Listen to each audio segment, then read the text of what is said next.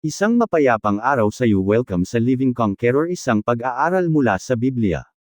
Ang pagbibigay. Minsan ay sinabi ni Jesus, ngunit kapag ikaw ay nagkakawanggawa, huwag mong ipaalam sa kaliwa mo ang ginagawa ng kanan mo, upang ang iyong pagkakawanggawa ay maging lihim, at ang iyong ama na nakakakita sa lihim ay gagantimpalaan ka. Mateo Kapitulo 6 versikulo 3 hanggang 4. Gayunpaman, maaaring hindi ibig sabihin ni Jesus na dapat lihim na lihim ang bawat pagbibigay.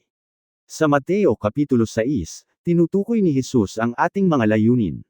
Sinimulan niya sa pangkalahatang kategorya ng mga gawang matuwid, at pagkatapos ay tinalakay ang tatlong halimbawa nito: pagbibigay, pananalangin, at pag-aayuno. Hindi ito nilayo ni Jesus na maging tanging listahan. Maaari pa siyang magdagdag ng iba pang gawain tulad ng pagbabasa ng kasulatan o pagpapakain sa mga naghihirap. Ang pinakamahalagang talata na nagtatakda ng diwa ng buong bahaging ito ay ang una: ingatan ninyo na huwag gawin ang inyong pagkamatuwid sa harapan ng mga tao upang sila ay makita kayo. Mateo Kapitulo 6 versikulo 1. Ang mahalagang parirala ay, upang sila ay makita kayo. Hindi ibig sabihin ni Jesus na hindi dapat malaman ng iba ang ating mabubuting gawa. Sa halip, ipinagbabawal niya na gawin natin ang mga ito upang lamang purihin ng mga tao.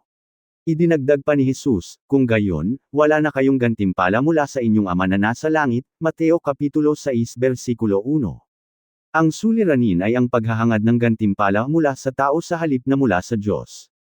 Kapag ang isang tao ay nagbibigay upang purihin ng iba, nakukuha niya ang kanyang hinahangad, ang pagkilala ng mga tao. Ngunit sa pagkamit nito, nawawala sa kanya ang tunay na dapat niyang hangarin, ang pagsang-ayon ng Diyos.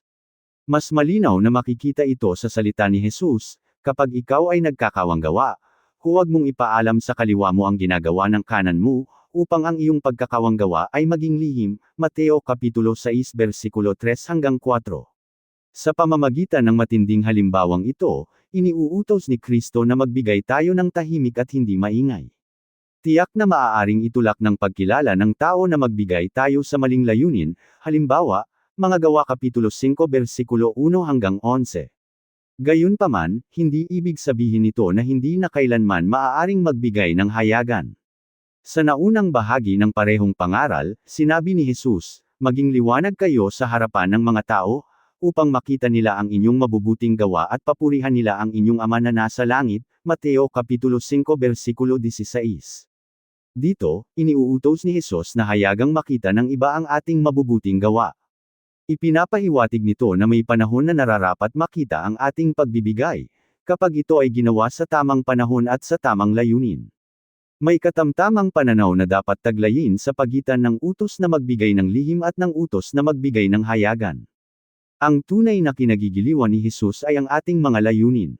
Bukod dito, kung itinatag ni Kristo sa Mateo Kapitulo 6 versikulo 2 hanggang 4 ang tuntunin na hindi dapat malaman ng sinuman ang halaga o katotohanan ng pagbibigay ng isang tao, tila nilabag ito ng unang iglesia na nabanggit sa Mga Gawa Kapitulo 4 versikulo 36 hanggang 37. Marami pang talata na naglalahad ng pagbibigay ng mga tiyak na tao nang walang pahiwatig na ito ay lihim na gawain. Sa bilang 7, nakatala ang mga pangalan ng mga naghandog para sa toldang tipanan. Sa unang Kronika Kapitulo 29, detalyadong isinulat kung gaano kalaki ang ibinigay ng mga pinuno ng Israel para sa pagtatayo ng templo, at isinulat pa, nagalak ang buong bayan sa kanilang paghahandog ng kusa, sapagkat buong puso silang naghandog kay Yahweh. Unang Kronika Kapitulo 29 versikulo 9. Maaaring tumutukoy ang Filemon 7 sa mapagbigay na pag-uugali ni Filemon, at ang ikalawang Korinto Kapitulo 8 versikulo 2 hanggang 3 naman ay naglalahad ng buong pusong pagbibigay ng mga taga-Macedonia. Ipinaliwanag din mismo ni Jesus ang kanyang tuntunin sa ibang pagkakataon. Nang makita niya ang isang mahirap na byuda na naghandog, ginamit niya ang kanyang ginawa bilang hayagang halimbawa ng pagbibigay na may pagsasakripisyo. Lucas Kapitulo 21 versikulo 1 hanggang 4, tama ang layunin ng byuda, at ang pagiging hayag ng kanyang pagbibigay ay hindi nagpawalang bisa sa kanyang mabuting puso. Sinasabi sa mga Hebreo Kapitulo 10 versikulo 24 na dapat tayong magudyukan upang magmahalan at gumawa ng mabuti. Ang pinakamahalaga, at ang tunay na diwa ng turo ni Jesus, ay ang tamang layunin. Maraming pagkakataon na nararapat magbigay ng walang pagkilala ng sinuman, ngunit may mga pagkakataon din na ang hayagang pagbibigay ang tamang gawin.